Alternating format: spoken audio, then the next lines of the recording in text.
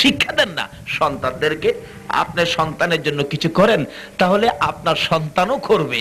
যেমন বাস্তব এক লোক তার বাবারে ভাত দেয় মাটির হানুক, চিনেন হানুক? মাটিটা যে বানাই বাসন, মাটির বর্তন, মাশাআল্লাহ মাটির বর্তন। তো এই লোকটা বাবা বুড়া হয়েছে পরে বাবারে বেশি দেখতে পারে না আর কি। এই মাটির বর্তনের মধ্যে আলগা ঘরের মধ্যে বাবারে ভাত দেয়, কিন্তু তার ছেলে দেখে দাদারে যে ভাত দেয় মাটির বাসনে বর্তনে আলগা ঘরে। তো একদিন যায় দেখে, কারণ দাদার সাথে কিন্তু নাতির একটা সম্পর্ক থাকে, কি কারণ এটা ওই নবীজির দাদা নাতির থেকে আসছে।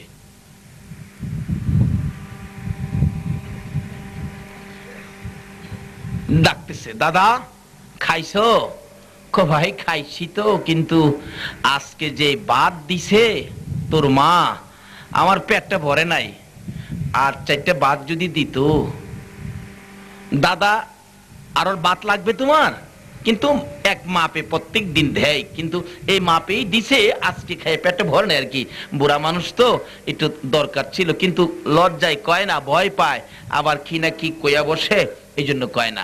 নাতি কয়, দাদা দাও তোমার বাসনটা আমি নিয়ে আসি। না না ভাই, আবার তুই ভাতে লেগে গেলে আবার নিয়ে আমার ভাত বন্ধই কইরা দেয়, কি করবো রে বাবা, থাক যাইস না ভাই যাইস না। না যামু। ওই নাতি এই ভাতের মাটির বাসনটা নিয়ে দৌড় মারছে, উঠানে যাইয়া ইচ্ছা করে বাসনটা ফালাইয়া ভেঙে ফেলছে। বাসন ভাঙ্গে খুব কান্নাকাটি করতেছে ছেলেটা। তার বাবা দৌড়ায় এসে টাইনা কুলে নিছে। বাবা বাবা কি ব্যাপার, কাঁদতেছো কেন, এইভাবে কাঁদতেছো কেন? আব্বা কান্দি যে এই বাসনটা, মাটির বাসনটা যে আমি ভেঙে ফেলছি, মাটির বর্তনটা, এই জন্য কাঁদতেছি। বাবা কই, একটা কথা কইলে তুমি, মাটির বর্তন আর কত, একটা ভাঙছো আমি 10টা কিনা নিয়ামু, কান্দো কে বাবা, আয় আমার কুলে, কান্দিস না। ছেলেটা কয়, আব্বু আমি তো 10টা বাসনের জন্য কান্দি না, আমি তো এই বাসনটার লেগে কান্দি। কেন? যেই বাসনের মধ্যে তুমি তোমার বাবারে মাইপা ভাত দিছো, আমি এই বাসনটা দিয়া মাইপা তোমারেও ভাত দিতাম। যে যা শিখাইবেন তাই সন্তানে শিখবে। আজকে আবু তৈয়ব ভাই দোয়া শিখাইলে আজকে সন্তানেরা দোয়াই শিখবে। আল্লাহু আকবার। শুধু আবু তৈয়ব ভাই কেন, প্রত্যেকটা মুসলমান ঘরে ঘরে এই সমস্ত অনুষ্ঠান করে দোয়া শিখান দরকার আছে কিনা বলুন?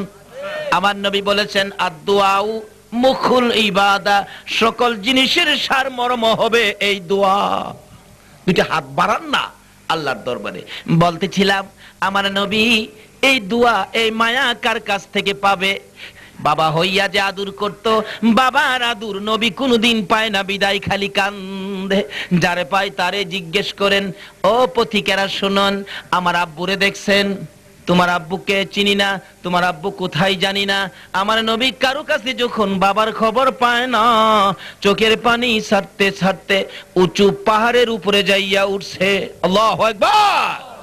সবচেয়ে উঁচু পাহাড় মক্কা নগরীতে, যে পাহাড়ে উঠলে নবীর ধারণা ছিল এই মক্কা নগরীতে যদি কোথাও আমার বাবা লুকাইয়া থাকে গো, এই পাহাড়ে উঠলে বাবার সন্ধান পাওয়া যাবে।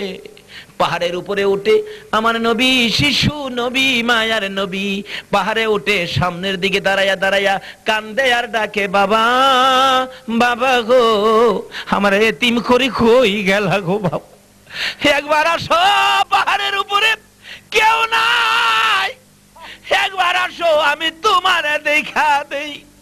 এইভাবে সামনের দিকে তাকাইয়া তাকাইয়া শিশু নবী অনেকক্ষণ সময় কেঁদেছে। বিকাল হয়ে সন্ধ্যা গনায় আসতেছে, আবার দেখে এদিকে খোঁজ পাওয়া যায় না, পিছনের দিকে তাকাইয়া কান্দে, ডান দিকে কান্দে, বাম দিকে কান্দে, সন্ধ্যা হয়ে গেছে। কোত্থেকে যেন আসতেছিল আবু জাহেল, নিষ্ঠুর পাষাণ, কিন্তু একটা বাচ্চা ছেলের কান্নার আওয়াজ শুনে আবু জাহেলের একটু মায়া হলো, বাচ্চাটা জানি কার দেখি তো। উপরে উঠেছে যাইয়া, এত উপরে বাচ্চা মানুষ কিভাবে উঠলো, যাইয়া দেখে আমার আপনার নবী ডাকতেছে, বাবা মুহাম্মদ, এইভাবে তুমি এখানে কাঁদতেছো, একটু পরে ভাগ বেরিয়ে তোমাকে খেয়ে ফেলবে, তাড়াতাড়ি আসো। নিচে নামাইয়া গুড়ার পিছনে বসাইয়া ডাকতেছে, গুড়া রে জলদি করে চল, আমেনার সন্তান আমেনার কাছে পৌঁছে দেয়, জংলার বাঘে খেয়ে ফেলতো, আমি যদি না আসতাম। গোরা জলদি করে চল। গোরাকে চাবুক মারে, গোরা উঠে না, আরো মারে, গোরা উঠে না। কিতাব বলেন এমন জুড়ে আবু জাহেল মারতে ছিল গো, গোরার চামড়া ফাইটা রক্ত বাহির হইতে শুরু করলো। অবশেষে গোরা আকাশের দিকে মাথাটা বের করে করে ডাকে, প্রভু প্রভু গো, জবান খুলে দাও। আমার আল্লাহ বলেন, গোরা রে, আমার বন্ধুর ভালোবাসায় জবান খুলতে চেয়েছো, আমার বন্ধুর পক্ষে বুঝি কথা বলবি? যা যা রে ঘোড়া, আমার বন্ধুর পক্ষে কথা বলার উসিলায় আমি আল্লাহ গোরার জবান খুইলা দিলাম।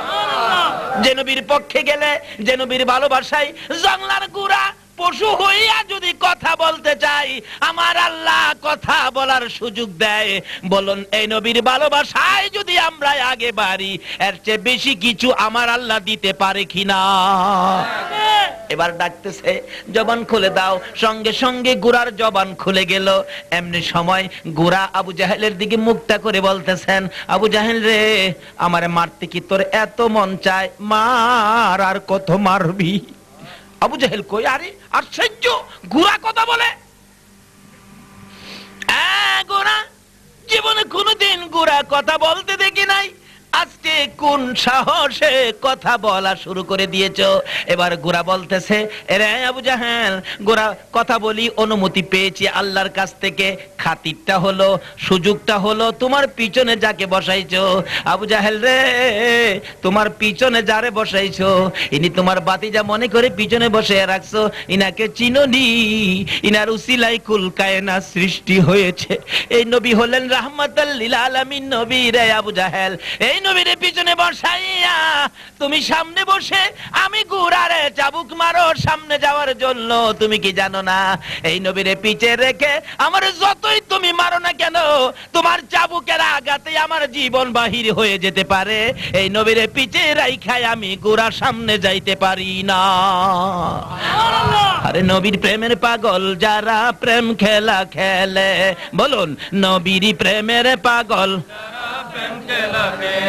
নবীর প্রেমে ওয়াস করনি দন্ত দেয় ফেলে, নবীর প্রেমে ওয়াস করনি দন্ত দেয় ফেলে, নবীর প্রেমের পাগল যারা প্রেম খেলা খেলে, হাইরে নবীর প্রেমের পাগল যারা প্রেম খেলা খেলে। হানজালা পাগল ছিল নবীর প্রেমে জীবন দিল, হানজালা পাগল ছিল নবীর প্রেমে জীবন দিল, গোসল করাইল তারে ফেরেশতার দলে, গোসল করাইল তারে ফেরেশতার দলে, নবীর প্রেমের পাগল যারা প্রেম খেলা খেলে, হাইরে নবীর প্রেমের পাগল যারা প্রেম খেলা খেলে। বলতেছিলাম দয়ার নবী মায়ার নবী, বাবার দূর, বাবার মায়া তালাশের জন্য কত কষ্ট করেছে। এবার গোরার জবান খুললে আবু জাহেল ডাকতেছে, বাবা মুহাম্মদ আসো, সামনে আসো, ভাগ আসতে পারে। নবীজিকে সামনে বসাইলে গোরা দ্রুত গতিতে চলে পৌঁছে গেল। এবার আবু জাহেল বলেন, আমেনা গো, এই যে লও তোমার সন্তান, বুইজা লও, আমি যদি না আসতাম তোমার সন্তানকে জংলার বাগে খাইতো। কি বললেন? আবু জাহেলের ধারণা আমরা নবীরে কি আসলে জংলার বাগে খাইতো? আরো জোরে কোন। আর নবীর উম্মত যে গাউসে পাক, গাউসে পাকের এই তো বাগে খাওয়ার সাহস। একবার গাউসে পাকের বাবা আবু সালে জঙ্গি মুসা ব্যবসার উদ্দেশ্যে বাগদাদ থেকে রওনা হবে। 7 বছর বয়স গাউসে পাকের। বলতেছেন, আব্বু আমি আপনার সাথে যাব। তার বাবা কয়, বাবারে যাবি যে, রাস্তায় তো ভাগ ভাল্লুকের ভয়, যাবি যে, খাইবো তো তোরে, আমারও খাইবো। আব্বু বাগে খাক বা না খাক এটা না, আমি যাব আপনার সাথে। কি করব, লম্বা ঘটনা। একবারে ছাড়তে পারতেছে না, সঙ্গী হয়ে রওনা হলেন। পাহাড়ের নিচ দিয়া যাচ্ছে, হঠাৎ দেখে উপরে 2টা ভাগ পজিশন নিচে, বাপ বেটারে খাইবো। আবু সালে বলেন, বাবা আব্দুল কাদের, ওই যে দেখো 2টা বাঘ, এখন তোমারও খাইবো আমারও খাইবো, দুইজন 2 ভাগে খাইবো। আবু সালে বললে আব্দুল কাদের জিলানী রহমাতুল্লাহ আলাইহি 7 বছর বয়স, হাসে, আব্বা বাঘে তো আমারও খাইবে না আপনারও খাইবে না। উনি বলেন বাচ্চা মানুষ কত কথাই বলতে পারে, এটা কি আমি বুঝের মানুষে মানতে পারি, কিন্তু বাচ্চা যে কত নম্বরের বাচ্চা এখনো টের পায় না। বাবা খাবে না, হাঁটেন হাঁটেন হাঁটেন। না বাবা আমার ভয় লাগে, এই তো ভাগ পজিশন নিচে, তোমাকে আমাকে খাবে। এবার গাউসে পাক বলেন বাবা বাঘে তো খাবে না, আপনি হাঁটেন। কই না বাবা, তাহলে আপনি ভয় পান, আপনি ভয় পাইলে আমারে আগে দেন। 7 বছরের গাউসে পাক বলে আমাকে আগে দেন, কোন কি? আরে বাবা আগে দিমু তোমাকে, আমার সামনে তোমার আগে নিয়ে যাবে, এটা কি আমি বাবা হইয়া সহ্য করতে পারবো? কি বলেন, সন্তানের কোনো বিপদ বাবা কি সহ্য করতে পারে? দেখবেন রাস্তার মধ্যে বৃষ্টি তুফান আসতেছে, বাচ্চাটা কোলে, দেখবেন বাবা পিঠটা বাতাস বৃষ্টির দিকে ধরে বাচ্চাটারে বুকে ফিরে রাখছে, এরকম হয় কিনা? শুধু তাই নয়, পত্রিকায় দেখেছি একটা নৌকা ডুবে গেলে মা একটা বাচ্চা বুকে ছিল, বাচ্চাটাকে নিজে মরে যায়, বাচ্চাটা পানির উপরে ধরে রাখছে। অবশেষে আর রাখতে পারতেছে না, নিজে মৃত্যুর মুখে পড়ে গেলে বাচ্চাটা ছেড়ে দিল, কেউ নি ধরে আমার বাবারে বাঁচায়, কিন্তু দেখা গেল বাচ্চা বাঁচানোর মতো কেউ ছিল না। অবশেষে বাচ্চাটা নিচে মায়ের গলায় আঞ্জা দিয়ে ধরে যখন মরে ওই সন্তান লাশটা খুঁজে বের করা হলো, পত্রিকায় দেখেছি, দেখা গেল মা বাচ্চা বুকে ধরে রাখছে, বাচ্চাটা এখনো মায়ের গলায় ধরে রাখছে, এইভাবে মৃত্যুবরণ করেছে।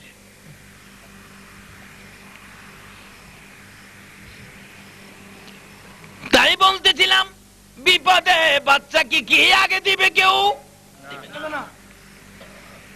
আবু সালে বলেন আব্দুল কাদের রে আমি আগে যাব রে, তোমাকে আগে দেব না। আব্দুল কাদের জিলানী রহমাতুল্লাহ আলাইহি বলেন বাবা গো আপনি আগে যান না, আমাকে আগে দেন, বাগে আমারে খাবে না আপনাকেও খাবে না। আচ্ছা ঠিক আছে যাও তো। আব্দুল কাদের জিলানী রহমাতুল্লাহ আলাইহি বয়স মাত্র 7, বলুন কত? আগে বেড়ে হাত বাড়ায় ডাকতেছে, এ জংলার বাঘ আমারে খাইস না, আমার বাবারেও খাইস না। আমি হলাম আব্দুল কাদের জিলানী, পিছনে আমার বাবা আবু সালে জঙ্গে মুসা, জোরে জোরে কোন সুবহানাল্লাহ। খাইস না, আমরা আখিরি নবীর উম্মত, আমরা কালিমা পড়েছি, আখিরি নবীর গোলাম, খাইস না আমরা রে। তার জীবনী লেখে ভাগ লেজ লারানি বন্ধ করে দিলেন, বসার থেকে উঠে গেলেন, আস্তে করে বদ্র সহিত নিচে নাইমা আসতেছে।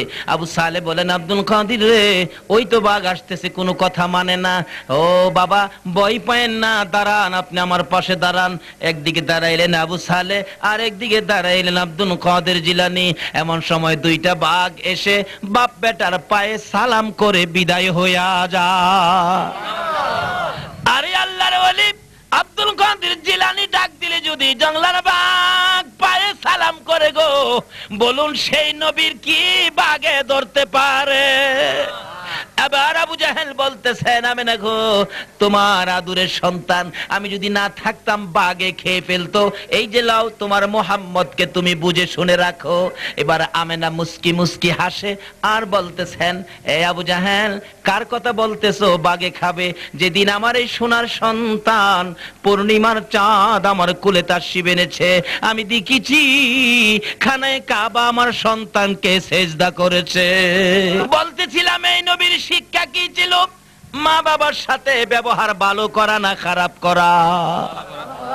সকল সৃষ্টির পিতা, সকল রুহুর পিতা হলেন আমার আপনার নবী। পিতা হইয়া কত সুন্দর শিক্ষা দেয় দেখুন। যেদিন হযরতে ইব্রাহিম নবীর কপালে ছিল আমার আপনার নবীর নূরে মুহাম্মাদি, ইব্রাহিম নবীর কপালে যখন ছিল সন্তানাদি নাই, ইব্রাহিম নবী বলেন রাত্রে যখন আমি ঘুমাইতাম শুনতাম আমার কপালের মধ্যে কে যেন টুনটুন করে আল্লাহ আল্লাহ নামের জিকির করে। আল্লাহু আকবার। ইব্রাহিম নবী ডাকে মাবুদ রে, আ মাবুদ, আমি যখন ঘুমের ঘরে ঘুমাইয়া যাই আমার কপালের মধ্যে কেন রে চড়ে আমি তো বুঝতে পারি না।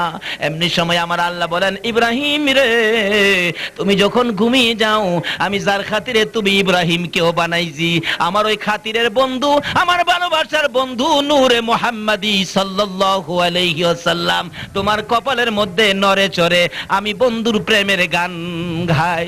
ইব্রাহিম নবী কয়, তাই নাকি খোদা? হাই রে হাই, কেমনে জানি আসবে গো, আমার যে সন্তানাদি নাই, এটা আমি কিভাবে পাবো? ইব্রাহিম নবী রাত্রে নবীর প্রেমে গুনগুন করে গান গায় একটা সন্তানের জন্য, একটা ছেলে দে রে মাবুদ, একটা ছেলে দে, রোজগার খাইবার আশা নাই রে, মাটি দিব কে?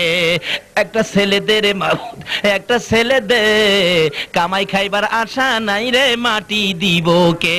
আল্লাহ কয়, কি রে ইব্রাহিম, কিসের গান গাস? না খোদা গো, আমার মাটি দিব কে? আমার যে ছেলে নাই। আল্লাহ কয়, যার ছেলে বেলে নাই, হ্যাঁ রে, মাটি দেয় না মানুষ, লোকেরা মাটি দেয় না।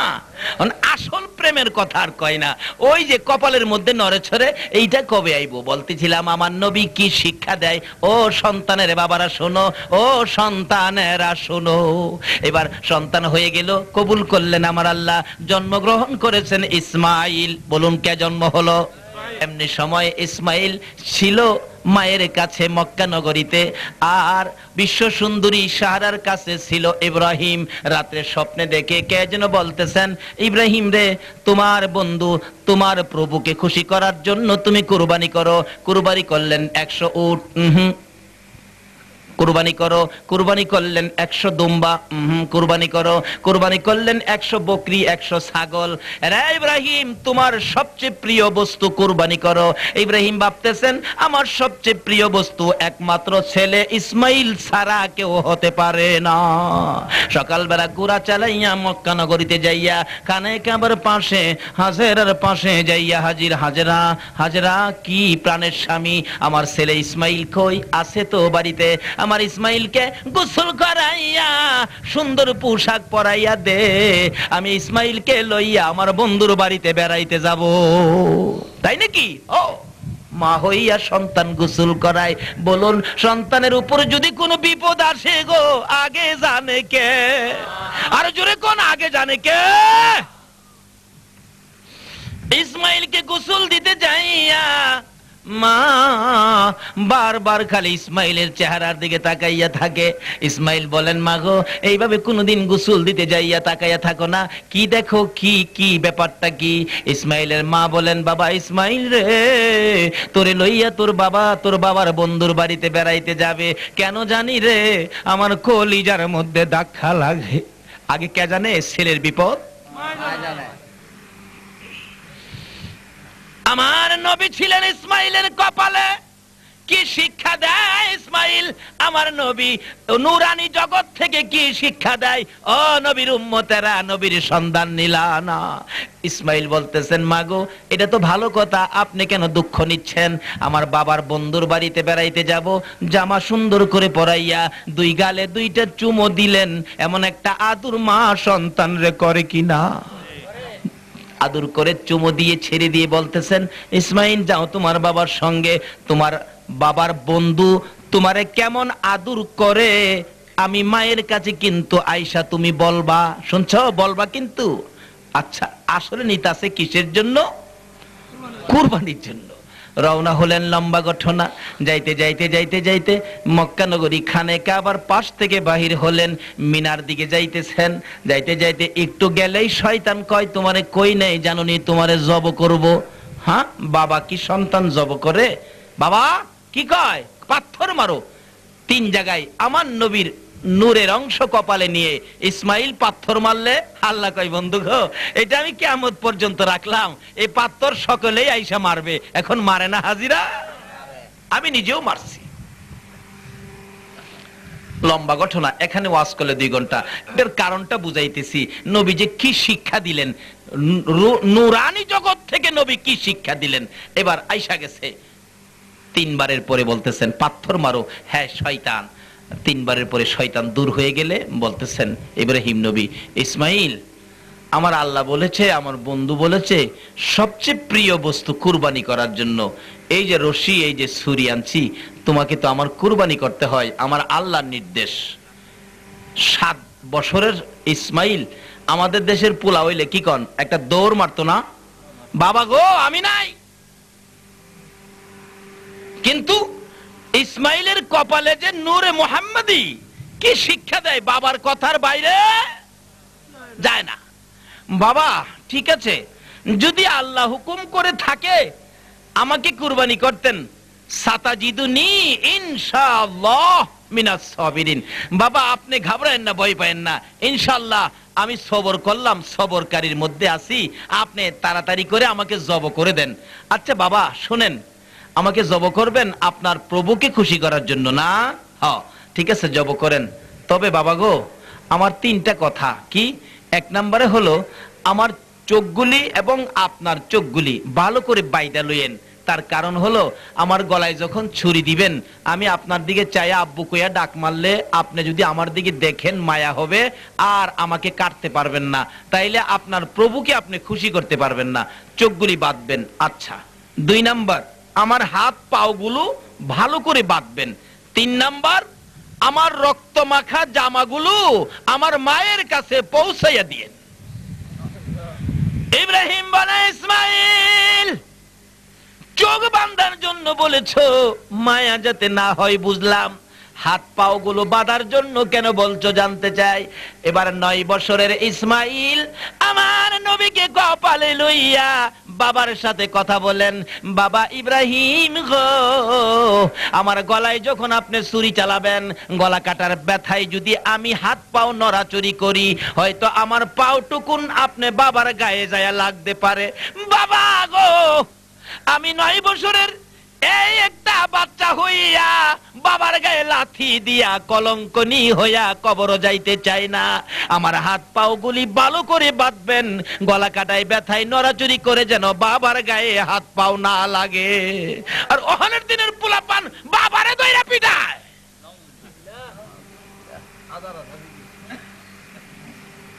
ওই দিন মাহফিলে গেলে হুজুর আমাদের বড় একজন দাতা আসে নাই কেন, সম্পত্তি লইয়া তার ছেলে ছুরি দিয়া বাবারে 2টা আঘাত করছে, হসপিটালে পাঠাইছে। এই সোনার সন্তান আছেন আমরা বাংলাদেশে? তাই নবী মানেন, নবীর পক্ষে আসেন, নবীর উম্মত হন। নবী নুরানি জগৎ থেকে কি শিক্ষা দেয়? হ্যাঁ বাবা ইব্রাহিম আমার পাও যদি আপনার গায়ে লাগে বেয়াদবি হবে, আমি বিদায় মুহূর্তে বেয়াদব হয়ে যাইতে চাই না। আমার নবী বলেছেন বেয়াদব আল্লাহর রহমত থেকে বঞ্চিত, রহমত পাবে না। এরকম বেয়াদবি আমাদের দেশের সন্তানদের মধ্যে আছে কি না? ও বাবারা আর নয়, আসো না নবীর শিক্ষায় শিক্ষিত হও, নবীর জীবনী খুলে দেখো কি সুন্দর জিনিস নবী আমাদেরকে উপহার দিয়ে গেছেন। তাই বলতেছিলাম ইসমাইল বলতেছেন বাবা গো হাত পাও গুলি ভালো করে বাঁধবা, বাবা রক্ত মাখার জামা তোমার মায়ের কাছে দেওয়ার জন্য কেন বললা? এবার বলতেছেন ইসমাইল বাবা গো আমার মা কেন জানি আমাকে বিদায় দেওয়ার সময় চোখের পানি ছেড়েছে, আমাকে 2 গালে চুমাইয়া বলেছে তোমার বাবার বন্ধু কেমন আদর করে বলে যাওয়ার জন্য। বাবা গো আমি যদি কুরবানি হয়ে যাই আমার মা তো জীবনে আর আমারে দেখবে না, বাবা আমার রক্ত মাখা জামাগুলো মায়ের কাছে পৌঁছাইয়া দিও। মা যখন আমার ব্যথায় কাঁদতে কাঁদতে অস্থির হয়ে যাবে, আমার মন বলে এই রক্ত মাখা জামাগুলো আমার মা বুকে লইয়া আমার মার কলিজায় শান্তি দিবে। আমার নবী কি শিক্ষা দেয়, নুরানি জগৎ থেকে কি শিক্ষা দিল। তাই নবী বলেছে ওই মা বাবা হবে বুদ্ধিমান যারা দুনিয়ার থেকে আসার আগে এমন সন্তান দুনিয়াতে রাইখে আসছে, যারা মা বাবাকে কবরে শুয়াইয়া মা বাবার কথা ভুলে নাই। যারা ভুলে গেছেন আপনার মা বাবা কবর থেকে ডাকতেছে তু তাওয়াঙ্গার গারসুদি আজ মালে মা, তু তাওয়াঙ্গার গারসুদি আজ মালে মা, তো চেরা গাফেল সুদি আজ হালে মা। বাবা রে ও বাবা আমরা 2 জনে কবরে শুয়ায়া আমাদের ব্যাপারে এত গাফেল তুই কেমনি হইলি? তুই যখন চট্টগ্রামে ভার্সিটিতে লেখাপড়া করতে 1 মাস পরে পরে বাড়িতে আসতে, 1 মাসের পরে যদি একটা দিন বেশি হইতো আমি মা সারাদিন কাঁদতে কাঁদতে কাপড় ভিজাইতাম, রাত্রে কাঁদতে কাঁদতে বালিশ ভিজাইতাম, তুই না আসা পর্যন্ত আমার ঘুম হইতো না। আমারে কবরে শুয়ায়া এইভাবে কেমনে আমার ব্যাপারে গাফেল হয়ে গেলে? এই শিক্ষা আমার নবী দিয়েছেন। কি করবেন আসুন আগে বাড়ি। কষ্ট হইতেছে আপনাদের? আসুন আগে বাড়ি, আমার নবী শিক্ষা দিলেন, ইব্রাহিম নবী এবার শুরু করে দিলেন কুরবানি করবেন। ছুরি দিয়া পুছাইতেছে কিন্তু গলা কাটে না। আল্লাহ বলেন, ইব্রাহিম রে, এটা তো কুরবানি নয় রে, এটা প্রেমের বাহানা। জোরে জোরে কোন সুবহানাল্লাহ। ইসমাইলের কপালে আমার বন্ধু, ইসমাইল যদি কুরবানি হয়ে যায় তাহলে তো আমার প্রেমের খেলা জমবে না। অনেকক্ষণ সময় যখন ছুরি দিয়ে ডাকলেন, কাটলেন না। ডাকতেছে, ছুরি কাটস না কেন, কি ব্যাপার কাটস না কেন? ছুরি জবাব দেয়, ইব্রাহিম তুমি তো ধাক্কা দাও একবার, আমার আল্লাহ নিষেধ করে 70 বার। এখন কি তোমার কথা শুনবো না আমার আল্লাহর কথা শুনবো? অবশেষে বলতেছেন, না আমি তো বন্ধুকে খুশি করার জন্য করতেছিলাম সেই কাজ। আবার জুড়ে যখন চালাইলেন, আমার আল্লাহ কয়, ও ফেরেশতারা, জান্নাত থেকে একটা দুম্বা নিয়ে আমার ইব্রাহিমের ছুরির নিচে তুলে ধর, আর ইসমাইলকে কোলে লইয়া জিব্রাইল তুমি কোলে লইয়া আদর করতে থাকো। কেন? ইসমাইলের মা বলেছিলেন, তোমার বাবার বন্ধু কেমন আদর করে আমারে কিন্তু বইলো। এবার জিব্রাইলের কুলে ইসমাইল, আচ্ছা আদরটা কেমন হইলো বলুন তো? এই পৃথিবীতে কি আর কেউ জিব্রাইলের কুলে উঠতে পারছে? আরে ইসমাইল তো জিব্রাইলের কুলে উঠছে ইসমাইলের গুণে নয়, ইসমাইলের কপালে ছিল নূরে মুহাম্মাদি সাল্লাল্লাহু আলাইহি ওয়াসাল্লাম। ইসমাইল যদি আমার নবীরে লইয়া জিব্রাইলের কুলে উঠতে পারে, আমার নবী বলেছে, উম্মতেরা রে, আমার ভালোবাসা লইয়া যদি কবরে আসো, হাসরের ময়দানে আসো, আমার উম্মতেরে ফুলসিরাতের ফুল পার করে দেওয়ার জন্য জিব্রাইলে 600 নূরের পাখা বিছাইয়া দেবে। আল্লাহু আকবার, ইয়া রাসূলুল্লাহ, ইয়া গাউসুল আজম দস্তগীর, জিন্দাবাদ জিন্দাবাদ জিন্দাবাদ জিন্দাবাদ। আসুন আগে বাড়ি, বলতেছিলাম সন্তানদেরকে কি শিক্ষা দিবেন? সন্তানের জন্য মা বাবা যদি দোয়া করে বলুন তো কবুল হয় কিনা? সন্তানের জন্য মা বাবার দোয়া কবুল, আবার সন্তানের দোয়া মা বাবার জন্য কবুল, ডাইরেক্ট কোনো বাধা থাকে না। কাজী সন্তানের জন্য দোয়া করেন, এটা মা বাবার দায়িত্ব। তাইলে সন্তান দোয়া শিখবে, আপনারা কবরে গেলে তারাও দোয়া করবে আপনাদের জন্য। বাস্তবে আসুন, যেটা আমি বলতেছিলাম, ইব্রাহিম নবী বলেছিলেন তার মাকে, মা আমার রবকে, কথাটা খেয়াল আছে নি? আমার রবকে। মা বলেন, বাবা তোমার রব তো আমি। আচ্ছা একদিক দিয়ে কথাটা বড় কঠিন দেখা যায় না? রব মা হইব কিভাবে? আসলে রব শব্দের অর্থ লালন পালনকারী। ছোট কালে মা একটা লালন পালনের দায়িত্ব আমাদের ছিল কিনা? মা করছেনি? কেমন করছে দেখবেন, যার 5টা 7টা বাচ্চা আছে, এরকম 5টা 7টা বাচ্চার মা আছে না? আমি কুমিল্লাতে মাহফিলে গেলে একজন মুফতি সাহেব, আমি জিগাইলাম, হুজুর মুরব্বী, একবার বুড়া হয়ে জিগাইলাম, হুজুর আপনার ছেলে মেয়ে কতজন? হাসে, কয় না। আরে ছেলে মেয়ে কতজন জিজ্ঞেস করলাম, হাসেন কেন? কয় বাবা হাসি যে ছেলে মেয়ে কতজন যদি বলি তুমিও হাসবা। জিজ্ঞেলাম হাসবো ছেলে মেয়ের কথা? কইলে হ্যাঁ। তো কোন কি কি ব্যাপার? আমার ছেলে মেয়ে আল্লাহর মাল 20 জন।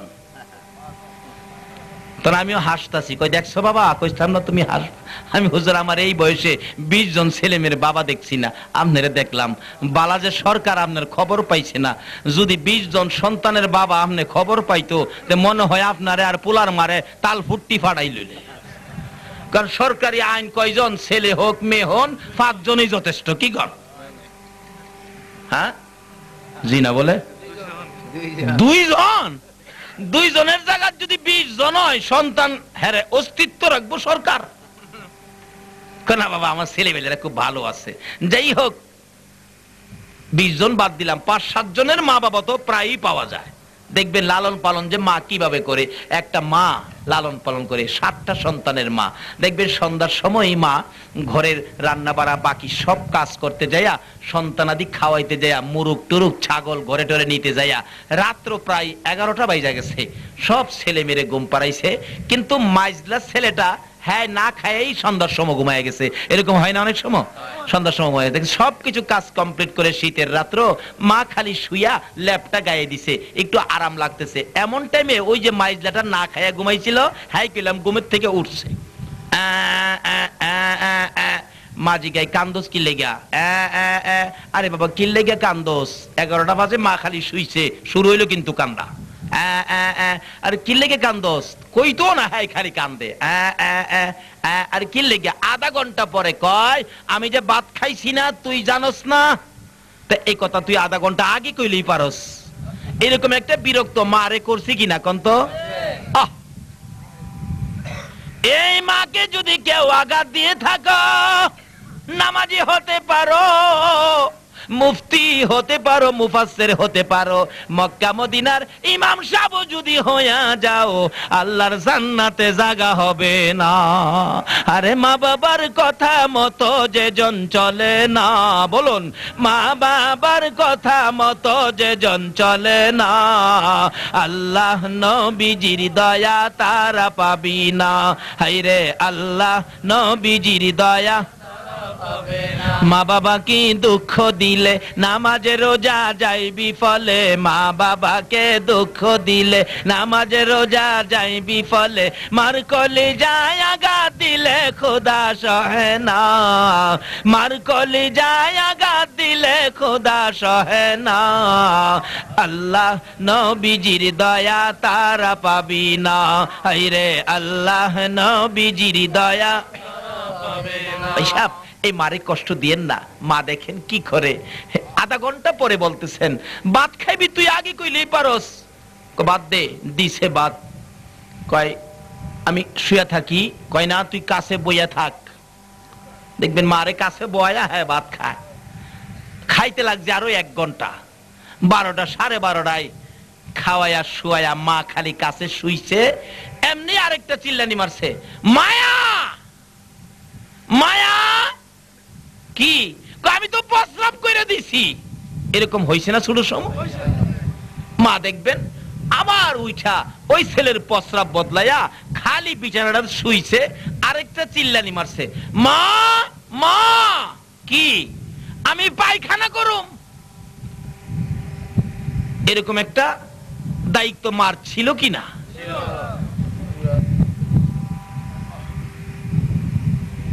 পায়খানা করুম, আয় আয়। বাবা গেলাম ঘুমাইতেছে, আয়। উঠানের কিনারে নিয়ে বসাইছে, কি শীত, আধা ঘন্টা হয়েছে, হ্যাঁ বৈশাখ টুনটুনায়া গান গা, tin tin tin tin tin tin tin tin tin tin. মা কই বেটা আধা ঘন্টা হয়েছে টিন টিন করস, তোর পায়খানা হয়েছে নি? কইলে তো আমি কমু।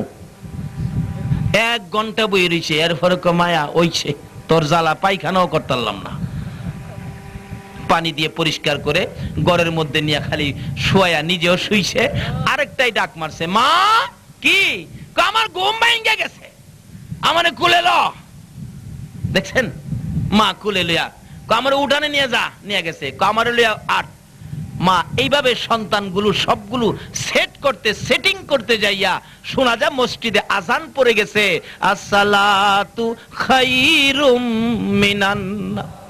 মা এমন ভাবে সন্তানের লালন পালনের দায়িত্ব পালন করতে যাইয়া জীবনে কতগুলো রাত্র সন্ধ্যার থেকে ফজরের আজান বিছানায় শুইতে পারে না।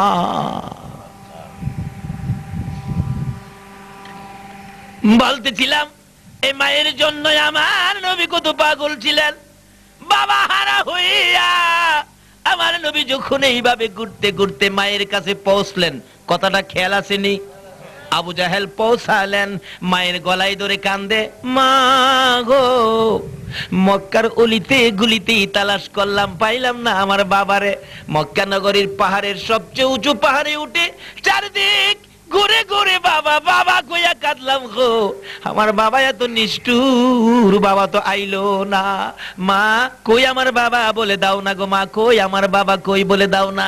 এবার দেখা গেল মায়া মেনা আর কিছু কইতে পারে না, অবশেষে মায়ের গলা ছেড়ে দিয়ে দাদার কাছে আবার চলে গিয়ে বলতেছেন, দাদা গো, সারাদিন কাঁদলাম, মক্কার অলিতে গুলিতে বাবা পাইলাম না, উঁচু পাহাড়ে দাঁড়াইয়া চারদিক ঘুরে ঘুরে দেখলাম, বাবারে পাইলাম না, দাদা গো বলে দাও না আমার বাবা কই।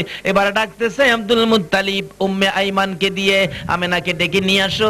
আমেনা গো, আমার নাতি যখন বাবার জন্য পাগল হয়ে গেছে, রে আমেনা আমি অনুমতি দিলাম, উম্মে আইমানকে দিলাম, আর 2 জন লোক সাথে দিলাম, 5 জনকে কাফেলা করে দিলাম। আমার নাতিকে লইয়া একবার মদিনার থেকে যাও, মদিনাতে যাইয়া গো আমার কলিজার টুকরা খাজা আব্দুল্লাহর কবর আমার নাতি মুহাম্মদ রে দেখাইয়া নিয়ে আসো। কবরটাও একটু দেখাইয়া নিয়ে আসো। আমেনা বলেন সইতে পারি না, এই কবরের কাছে গেলে আমি আমেনা কেমনে সইব গো? কি করবে? সন্তানকে সান্ত্বনা দেওয়ার জন্য 5 জনের কাফেলা করে মক্কার থেকে রওনা হয়ে গেলেন। পিছন দিয়ে আব্দুল মুত্তালিব ডাকতেছে, আমেনা গো, ও আমেনা বেশি দিন দেরি করো না, আমি আমার নাতিরে না দেখলে আমার কলিজা মানে না। শিশু নবী মায়ের সঙ্গী হইয়া যায় বাবার কবর দেখতে। মদিনায় যাইয়া একটা কবরের পাশে আমেনা দাঁড়াইয়া দাঁড়াইয়া কান্দে, চোখের পানি খালি মুছতেছে। আমার নবী শিশু নবী মায়ের পাশে দাঁড়াইয়া ডাকে, মা গো এইখানে তুমি কেন কান্দো আমি জানতে চাই। এবার জবাব দেন আমেনা, বাবা মুহাম্মদ, যে বাবার জন্য মক্কা নগরীতে খালি কাঁদছো আর ঘুরছো, উঁচু পাহাড়ের উপরে উঠে তালাশ করছো, তোমার বাবা খাজা আব্দুল্লাহ এই মাটির মধ্যে ঘুমাইয়া রইছে। এই বলে আমেনা আর কথা বলতে পারে না। আমার নবী বাবার মাথার পাশে বসে বসে কান্দে, বাবা গো এত নিষ্ঠুর কেমনে হইলা গো বাবা, উঠো না, আমার একবার কোলে লাও না, আমার 2টা গালে চুমু দাও না, আমার একটু আদর করে দাও না গো বাবা। বাম দিকে বসে কাঁদতেছে, ডান দিকে বসে কাঁদতেছে, পায়ের পাশে বসে বসে মাটির মধ্যে 2টা হাত লাগায় আমার নবী কাঁদলে, বাবা গো এখনো তুমি উঠো না। কিতাব বলে খাজা আব্দুল্লাহ মাটির নিচ থেকে ডাকতেছে, প্রভু গো আমার কবরের মাটি সরাইয়া দাও না গো আল্লাহ, আমি আমার শিশু মুহাম্মদ রে একবার বুকে লইয়া 2 গালে চুমাইয়া দেয়। আমার আল্লাহ বলেন, এ রে খাজা আব্দুল্লাহ এই মাটি সরাইলে দুনিয়া কিয়ামত হয়ে যাবে, যাও তুমি যখন মায়া করেছো যাও, তোমার আর উঠতে হবে না। আমার এই নবী আমার এই বন্ধুর জন্য কুল মাখলুকাতের অন্তরে মায়া লাগাইয়া দিলাম। দুনিয়ার মানুষের কাছে আমার এতিম নবীর গঠন আমি আল্লাহ বলে দিলাম।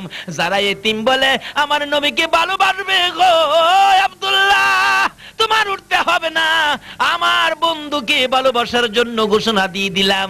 যারা আমার ঘোষণায় আমার এই বন্ধুকে ভালোবাসা দিবে আমি আল্লাহ তাদেরকে ভালোবাসবো। জোরে জোরে কন্যা সুবহানাল্লাহ।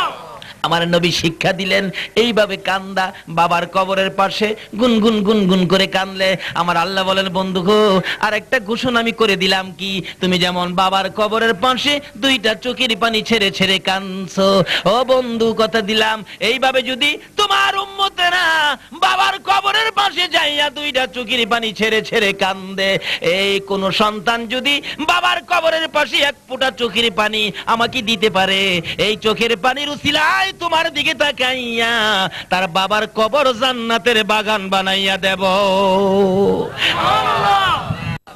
এইভাবে আমার নবী উম্মতের হাতে কত সুন্দর করে সিস্টেম করে দিয়ে গেছেন, কোন জায়গায় কি করতে হবে। আসুন আগে বাড়ি, শুধু বাবা নয় মায়ের বেলা কি হয়েছে, মদিনার থেকে মক্কার দিকে আবার রওনা করলে আবওয়া নামক স্থানে আসার পর মা আমেনা বলতেছেন, উম্মে আইমান জি তাবু টানাও, শারীরিক অবস্থা ভালো না, হাঁটতে পারতেছি না। তাবু টানাইয়া ভিতরে শুইয়া বলতেছেন, উম্মে আইমান রে আমার শরীরটা ভালো না, জ্বর আইসা গেছে, আমার মাথায় পানি দাও। একটু পানি মাথায় দেওয়ার সঙ্গে সঙ্গে আমেনা বলতেছেন, উম্মে আইমান রে এই মরুভূমির মধ্যে সবগুলো পানি আমার মাথায় দিস না, আমার বাবা মুহাম্মদের যদি পানির প্রয়োজন হয় পানি কোত্থেকে পাবি, উম্মে আইমান রে আমার মাথায় আর পানি দিস না, এই পানিগুলো আমার বাবার জন্য রেখে দিলাম। একটু পরে অবস্থা বেশি খারাপ হয়ে গেলে আমেনা ডাকতেছে, উম্মে আইমান আমার বাবা কই, আন আমার পাশে নিয়ে আসো।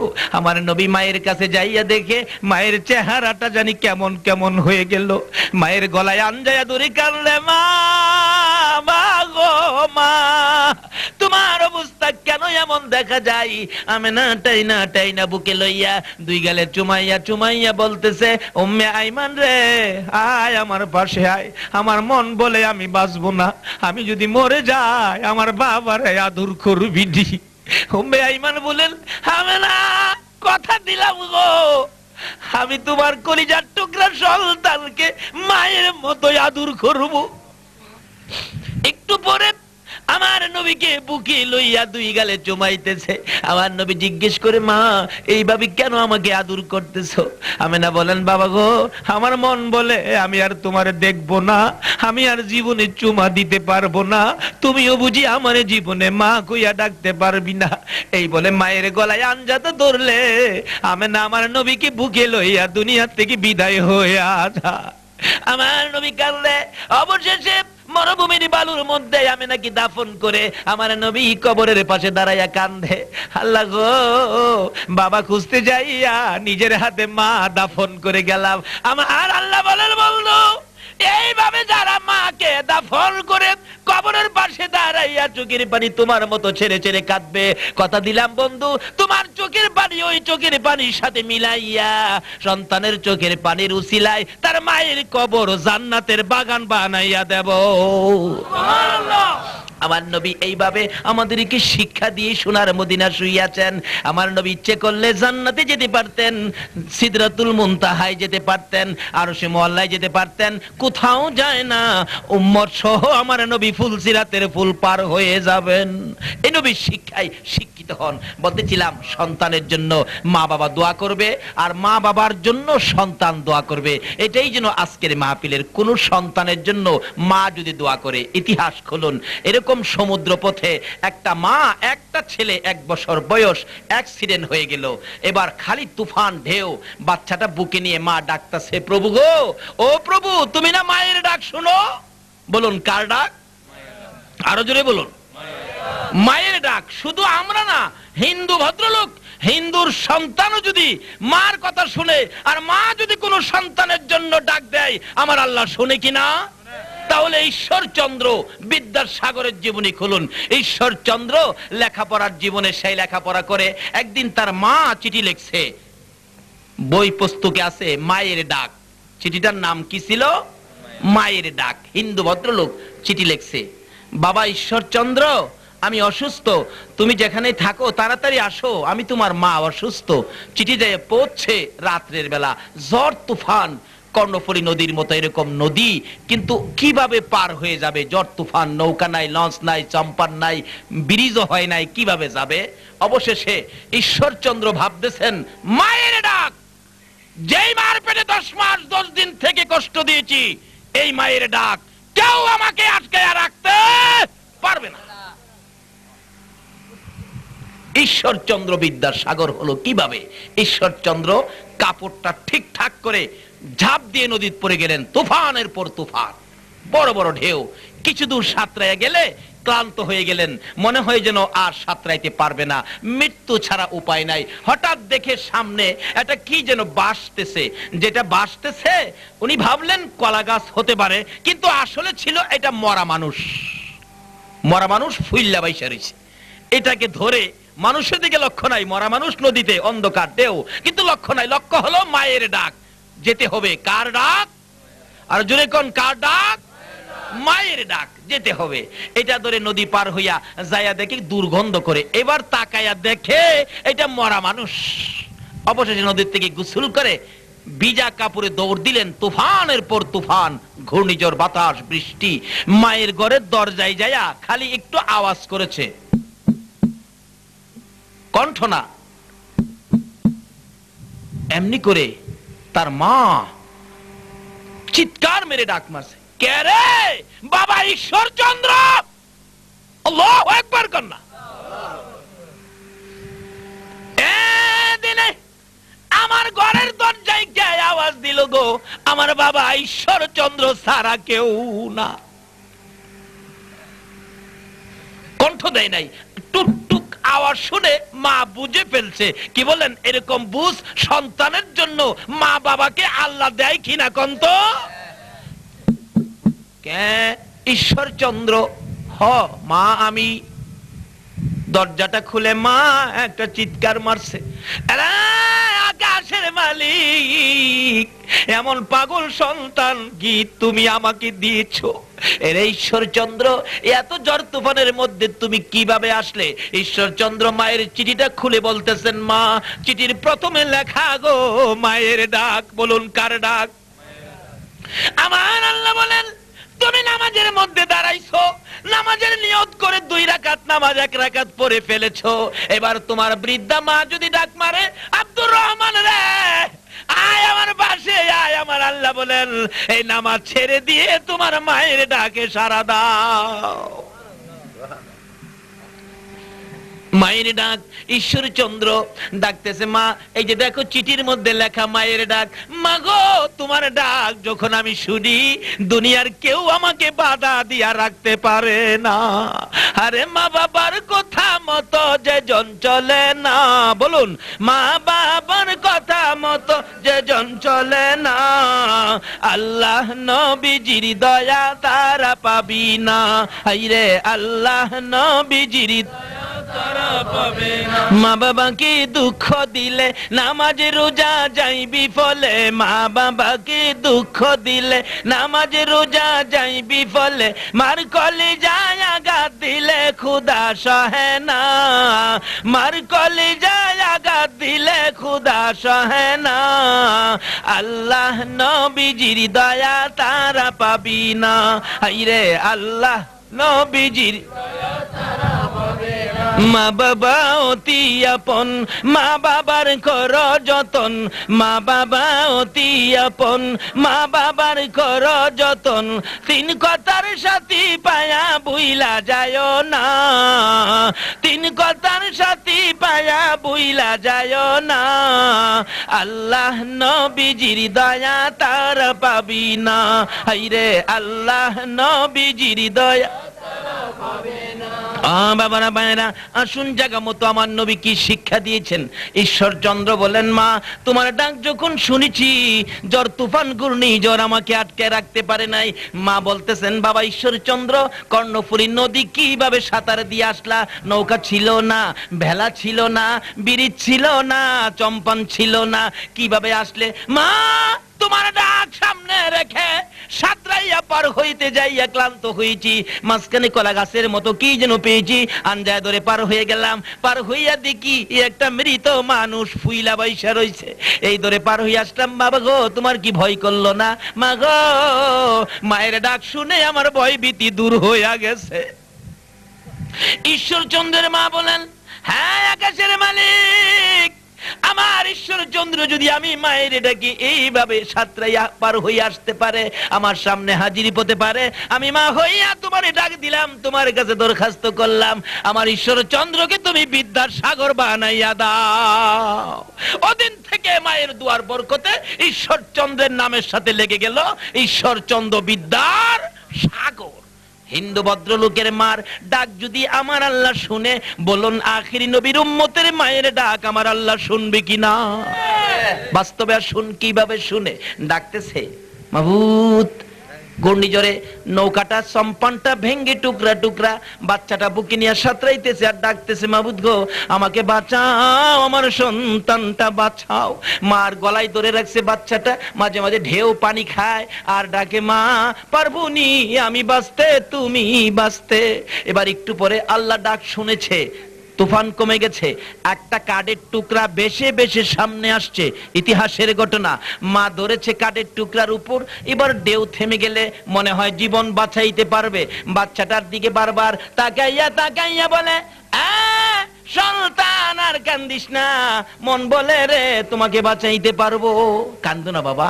এমনি সময় একটা নিষ্ঠুর যুবক নদীর মধ্যে উদ্দেশ্য খারাপ করে মহিলার দিকে আসতেছে।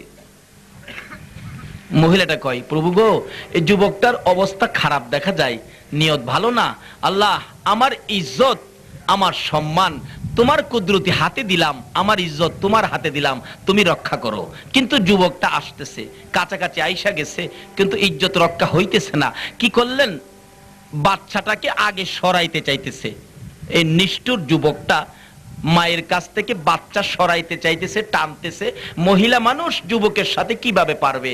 বাচ্চাটাকে মায়ের বুক থেকে টাইনা সিনায়া নিয়ে মায়ের সামনে নদীর পানির মধ্যে ফেলে দিছে। বাচ্চাটা দুইটা হাত মায়ের দিকে বাড়াইয়া মা মা কইয়া পানির নিচে চলে গেছে। এখনো মা দোয়া করে, মাবুদ তুমি না মায়ের দোয়া কবুল করো গো। আমি মা হইয়া দোয়া করে দিলাম, আমার কলিজার টুকরা সন্তানটাকে তোমার কুদরতি হাতে রাখো, আমানত করলাম রাখো। অথচ বাচ্চা পানির নিচে। অহন মায়ের দোয়া কবুল হয় কিনা বলুন তো? বাচ্চা পানির নিচে, মা দোয়া করলেন হেফাজতে রাখো, আমানত করলাম, আমানত তুমি কিন্তু ঠিক রাখো। বাচ্চা পানির নিচে, মা দোয়া করে দিলেন। এদিক দিয়ে যুবকটা মহিলাটার গায়ে যখন তারপর খালি খালি হাত দিতে চাইলো, এমন সময় পিছনে একটা কুমির এসে যুবকটাকে ধরে টাইনা শেষরাইয়া পিছে নিয়ে মহিলাটার গায়ে হাত দেওয়ার আগে আগে কুমির এসে টুকরা টুকরা করে ছিঁড়ে ফেলাইছে। মহিলাটা দেখে কই, প্রভু গো তুমি যেমন আমার ডাক শুনছো, হ্যাঁ মাবুদ, এইভাবে যখন আমার ইজ্জতের হেফাজত তুমি করেছো, আমার বাবা কই, আমার 1 বছরের বাচ্চাটা আমারে ফিরাইয়া দাও। ইতিহাস বলেন উদ্ধারকারী দল অ্যাক্সিডেন্টের খবর পাইয়া জাহাজ নিয়ে ঘুরতেছে, কোনো মানুষ জীবিত পাওয়া যায় কিনা। ইতিহাস বলেন উদ্ধারকারী দল দূরবীন লাগাইয়া দেখে বহু দূর 1 বছরের একটা বাচ্চা একটা মাছের পিঠের উপর ঘুমাইয়া রইছে। কিসের পিঠের উপর? আচ্ছা, মাছ কি সমুদ্রের মধ্যে মানুষ পাইলে পিঠে রাখে না পেটে ঢুকায়? কিন্তু মা দোয়া করেছিলেন। আজকে কে আছো সন্তানের জন্য দোয়ার ব্যবস্থা করেছো, এমন বাবা মা তোমরা কে হয়েছো? এবার আমার আল্লাহ বলেন মায়ের দোয়া কবুল করি, বাবার দোয়া আমি কবুল করি। মা দোয়া করলেন, পানির নিচের বাচ্চা আমার আল্লাহ হেফাজত করে মাছের পিঠের উপর ঘুম পাড়াইয়া রাখছে।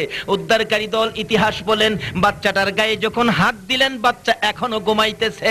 হাত দেওয়ার সঙ্গে সঙ্গে কে যেন বলতেছেন, মাছ রে চলে যা রে, তোর দায়িত্ব শেষ হয়ে গেছে।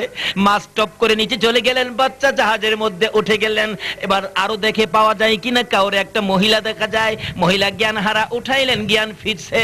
কি ব্যাপার, বাড়ি কোথায়, নাম কি, দেশ কোথায়? মহিলা বারবার বলেন উদ্ধারকারী দলগুলো গো শোনো গো, আমার 1 বছরের একটা বাচ্চা হারিয়ে গেছে, আমার বাচ্চা কোথায়? আমার বাচ্চার সন্ধান যদি তোমরা না দিতে পারো আমি জাহাজের মধ্যে থাকবো না, আমি জাহাজ থেকে নদীতে পড়ে আমি মায়া জীবন দিয়া দিব। সন্তান যদি না পাই আমি মা জীবন রেখে কি করব? একজনে বলেন একটা বাচ্চা পাওয়া গেছে 1 বছর বয়স, তাই নাকি? আসো দেখি বাচ্চা তোমার কিনা। যাইতেছে দৌড়াইয়া, জাহাজের কিনারে বাচ্চা এখনো ঘুমাইতেছে। কাছাকাছি যাওয়ার পর মা ডাক মারছে, মাউদ, ওই দই আমার কলিজার টুকরা বাচ্চা দেখা যায়। এই ডাকে বাচ্চার ঘুম ভেঙে গেছে। আমার আল্লাহ বলেন, আরে দুনিয়ার মানুষ, আমার চিনলি না, আমার বন্ধুর কথা মানলি না। এইভাবে মায়ের দোয়ায় আমি আল্লাহ নদীর নিচ থেকে বাচ্চা উঠাইয়া জীবিত অবস্থায় মায়ের কুলের সন্তান মার কুলে ফিরাইয়া দিতে পারি। এই রাস্তাগুলো বুঝিয়ে গেলেন আমার নবী এত কষ্ট করে।